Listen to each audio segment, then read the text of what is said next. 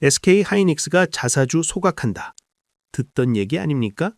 어차피 주주한테 돈 안 주려고 주식 사서 금고에 쌓아두는 거. 그게 뭐 대수냐고요? 2026년 1월 28일 시장이 얼어붙었습니다. 소각 금액이 공시됐기 때문입니다. 12조 2,400억 원. 1.2조가 아닙니다. 12조입니다. 한국 증시 역사상 단일 기업 최대 규모였습니다. 게다가 배당금은 주당 3,000원, 전년 대비 2배 인상입니다. 개미 대학살 시대에 왜 SK 하이닉스만 이렇게 할 수 있었을까요?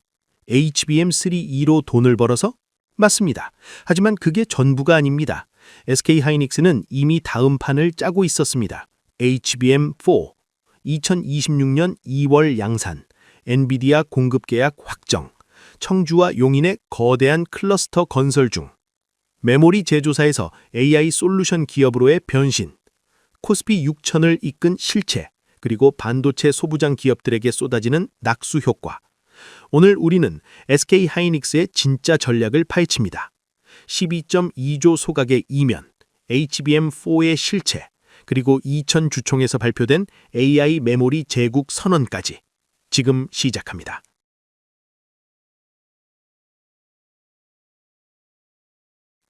(2026년 1월 28일) 오전 10시 경기도 이천 SK 하이닉스 본사 대강당 주주총회가 열렸습니다. 광로정 사장이 단상에 올랐습니다. 2025년 4분기 실적을 먼저 말씀드리겠습니다. 매출 32조 8,267억 원, 전분기 대비 34% 증가, 영업이익 19조 1,996억 원, 전분기 대비 68% 증가, 영업이익률 58%, 분기 기준 사상 최대였습니다. 그런데 더 놀라운 건 연간 실적이었습니다. 2025년 연간 매출 97조 1,467억 원, 연간 영업이익 47조 2,063억 원, 삼성전자 DS 부문 영업이익을 넘어섰습니다. 역사상 처음이었죠. 곽 사장이 말을 이었습니다. 우리는 이제 단순한 메모리 제조사가 아닙니다. AI 메모리 솔루션 리더입니다. 박수가 터졌습니다. 그리고 핵심 발표가 나왔습니다. 자사주 1,530만 주를 소각합니다. 금액으로는 12조 2,400억 원입니다. 장내가 술렁였습니다. 12조? 한국 증시 역사상 단일 기업 최대 규모였습니다. 그런데 왜 이렇게 많이? 소각만이 아니었습니다. 배당금도 폭탄이었습니다. 주당 3,000원 배당을 결정했습니다. 2024년 배당금이 주당 1,540원이었습니다. 2배 가까이 올린 겁니다. 분기 배당도 이미 줬습니다. 2025년 중 주당 1,125원, 분기당 375원 곱하기 3회. 여기에 결산 배당 1,875원을 더하면 주당 총 3,000원입니다. 개미 투자자들은 환호했습니다. 100주만 가져도 30만 원, 1,000주면 300만 원입니다. 하지만 진짜 의미는 따로 있었습니다. 자사주 소각 플러스 배당 인상 이퀄 주주 환원율 극대화. SK 하이닉스는 2025-2027년 주주 환원 정책도 발표했습니다. 핵심은 고정 배당금을 주당 1,500원으로 유지, 기존 1,200원에서 25% 인상, 잉여 현금 흐름의 50%를 주주 환원에 사용, 재무 건전성 강화, 순현금 달성 목표. 시장은 이를 코스피 밸류업의 표본이라고 평가했습니다. 그런데 왜 이렇게 자신감이 넘칠까요? HBM4 때문입니다. SK 하이닉스의 비밀 무기는 클러스터 전략입니다. 청주 M15X, 2025년 하반기부터 본격 가동에 들어간 청주 M15X 팹 공장입니다. 규모는 월 10만 장, 300mm 웨이퍼 기준. 여기서 뭘 만들까요? HBM4용 D램입니다. 특히 1C, 5세대 10나노급 D램을 생산합니다. 왜 청주일까요? LG전자가 소유했던 부지를 인수했기 때문입니다. SK 하이닉스는 여기에 PNT7 패키징 패스트 7 공장 건설도 검토 중입니다. 2000 M16과 PNT6, 2000에는 M16 D램 팹과 PNT6 패키징 시설이 있습니다. PNT6는 2026년 3월부터 HBM4 패키징 장비 설치를 시작합니다. D램 생산, M15X, M16, 패키징, PNT6, PNT7 출하. 모든 공정이 한국 내에서 이루어집니다. 이게 바로 수직 계열화의 힘입니다. 용인 글로벌 AI 리서치 센터. 2025년 신설된 시설입니다. 여기서 뭘 할까요? AI 메모리 연구 개발입니다. 엔비디아, AMD, 구글, 아마존과 협업하며 맞춤형 메모리를 개발합니다. 원팀 방식이라고 부릅니다. 고객사와 함께 설계 단계부터 참여하는 겁니다. 더 이상 만들어 놓고 팔기가 아니라 같이 만들기입니다. 그런데 HBM4는 정확히 뭐가 다를까요? 2026년 2월 SK하이닉스가 HBM4 양산을 시작했습니다. 세계 최초라는 타이틀은 삼성전자와 나눴지만 실질적 공급 우위는 SK하이닉스가 잡았습니다.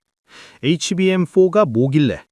HBM4는 6세대 고대역폭 메모리입니다. 스펙을 보면 데이터 전송 속도 초당 11.7기가비트 이상, HBM3 2 대비 30% 향상, 적층 단수 12단에서 16단, HBM3E는 8단에서 12단, 대역폭 초당 2TB 이상. 이게 무슨 의미일까요? AI 모델이 학습할 때 데이터를 엄청나게 빠르게 주고받을 수 있다는 겁니다. 어드밴스드 MR-MUF 기술, SK하이닉스의 핵심 기술입니다. MR-MUF는 Mass Reflow Molded Underfill의 약자입니다.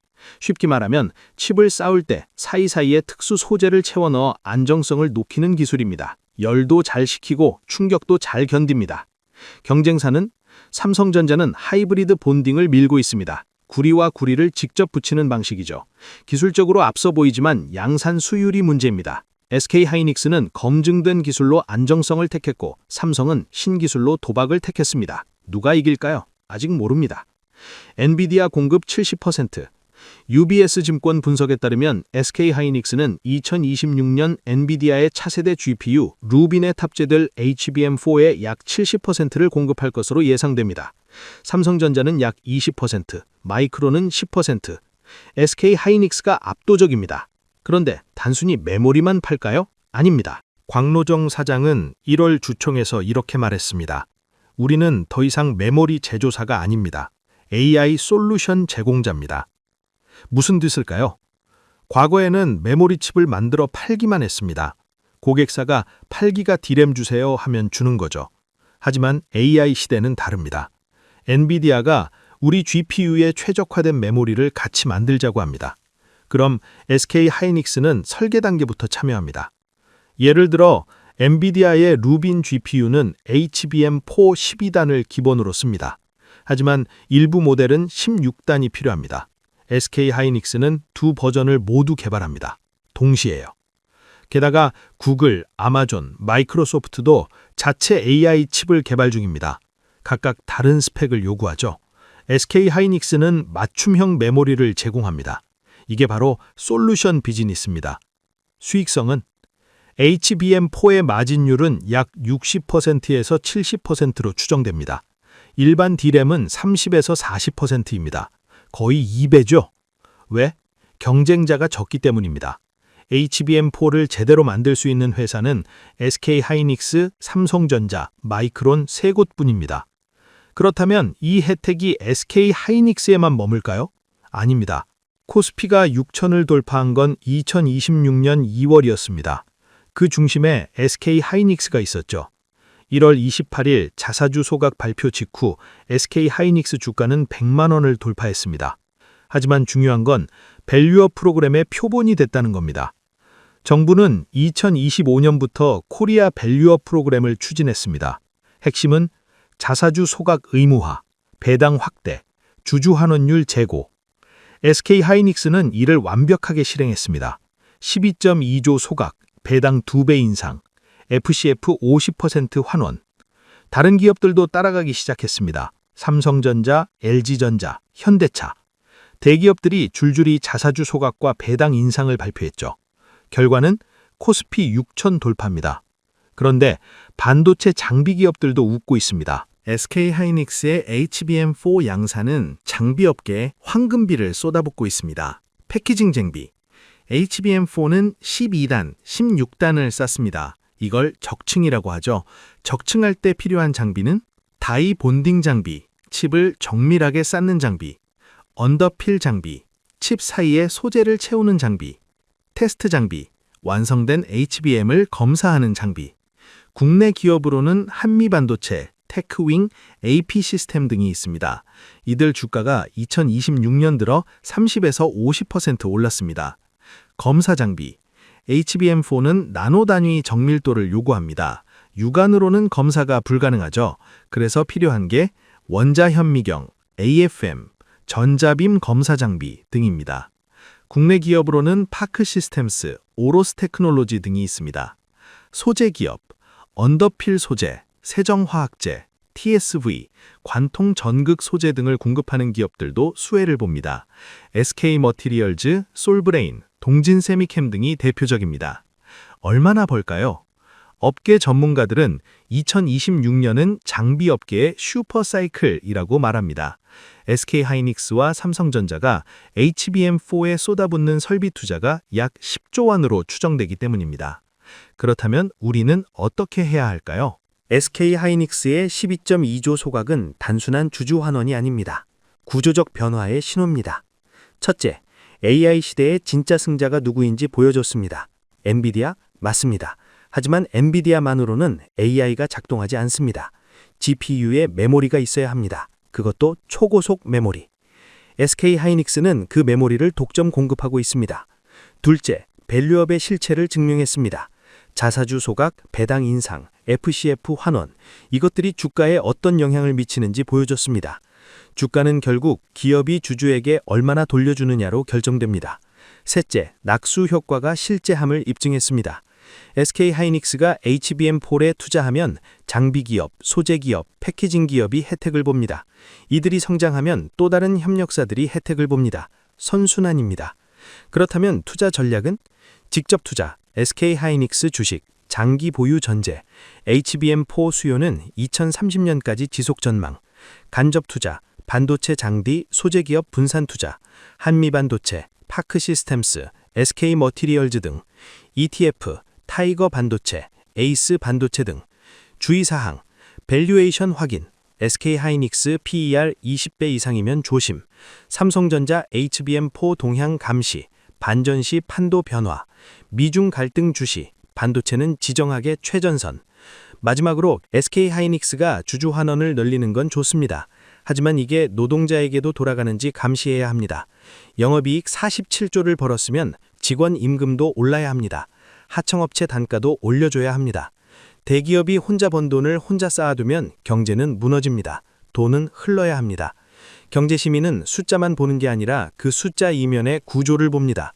SK하이닉스의 12.2조 소각, 축하할 일입니다. 하지만 감시도 계속해야 합니다. AI 메모리 제국의 시대가 열렸습니다. 우리는 지켜봅니다.